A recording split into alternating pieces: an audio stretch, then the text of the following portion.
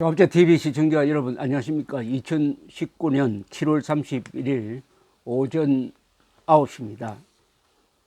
오늘 새벽 김정은이가 동해안 호도 반도에서 동쪽으로 미사일을 쏘았는데 탄도미사일입니다. 단거리니까 한 600km 전후 날아갔겠죠. 그런데 우리 합동참모본부가 발표한 걸 보면은 미상발사체, 아직도 미상발사체 수발을 쏘았다. 어느 방향으로 날아갔다는 이야기도 하지 않았어요. 새벽 한 6시경에 발표한 것인데, 그러나 CNN은 재빨리 미국 소식통을 인용해가지고 두 발의 단거리 미사일이었다라고 이야기를 했는데, 일본은 이보다 더 빠르게 반응을 했습니다. 방위성 간부의 이야기를 인용을 해가지고 NHK는 발사한 시간을 특정을 했습니다.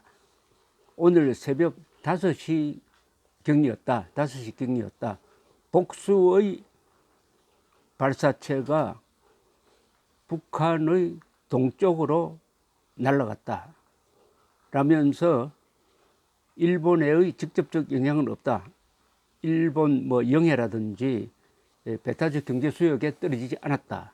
라고 이야기를 하고 오전 7시부터 일본 방위성은 간부 회의를 소집을 해가지고 미사일의 탄도나 종류 그리고 비행 거리 등에 대해서 분석을 서두르고 있다라고 발표를 했습니다.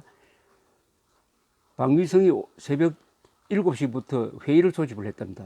회의를 소집을 했다는데 한국은 아직 청와대에서는 보고를 받았다는 이야기만 나오고 오늘 NSC가 소집될지 안 될지 아직 미정이라고 합니다. 이 대응 체제나 정보 발신이 매우 늦다는 것을 알 수가 있습니다.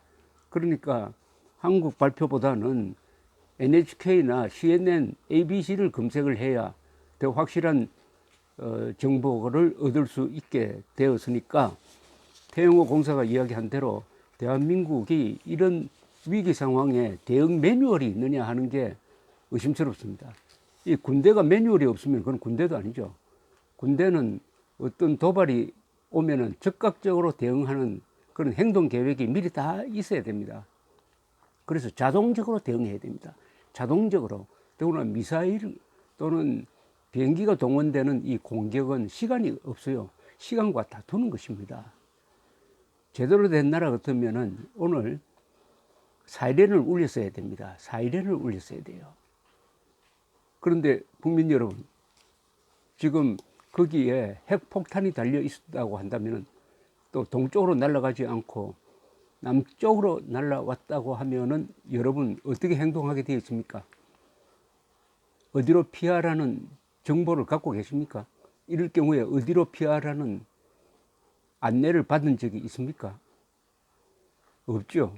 왜 없습니까? 문재인 정권이 여러분들의 생명재산 자유보다는 김정은의 행복을 더 챙긴 결과입니다. 사드를 수도권에 배치하지 않고 있습니다. 지금 그 사드도 우리 돈으로 하는 게 아니고 미국이 돈 들여가지고 성주에 배치했을 때 반대했던 이 문재인 세력 아닙니까? 그런데 문재인 대통령은 시진핑한테 중국 측에 추가적으로 수도권에 배치하지 않겠다고 약속을 했어요. 아니 우리가 죽어야 되는지 살아야 되는지를 시진핑한테 물어봅니까? 그리고 더 해괴한 것은 핵 민방위 훈련을 하면 국민들이 불안하다 해서 안 합니다. 안 하니까 불안한 거지. 핵 민방위 훈련을 하면은 안심이 되는 거 아니겠어요? 그러면 승객들이 불안하다고 해서 태선 훈련 안 합니까? 승객들이 불안하다고 해서 비행기 타면은 그 안내방송 안 합니까? 언제 어떻게 구명정을 입으라든지 하는 안내방송 안 합니까? 안 하면 불안하죠. 그러니까 문재인 정권은 요새 보면은 일본을 적으로 돌리고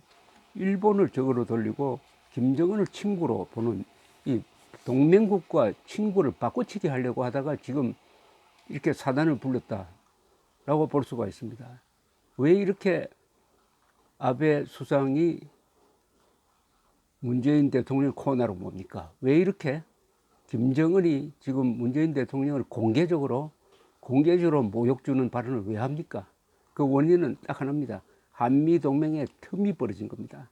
한미 동맹의 틈이 벌어지니까 아베도 문재인을 만만하게 보고 김정은이도 문 대통령을 만만하게 보니까 오늘 이런 사태가 일어났는데, 대응하는 자세를 보니까 우리 정부의 대응하는 자세는 그냥 아직도 잠에서 깨어나지 못하는 평화로 마취된, 평화라는 그 마약을 먹고 취해 있는 그런 모습을 적나라하게 보여주고 있습니다. 오늘 문재인 대통령이 어떤 행동을 하느냐 국민들이 주시하고 있습니다. 그 정치적 운명이 오늘 결정될지도 모릅니다. 감사합니다.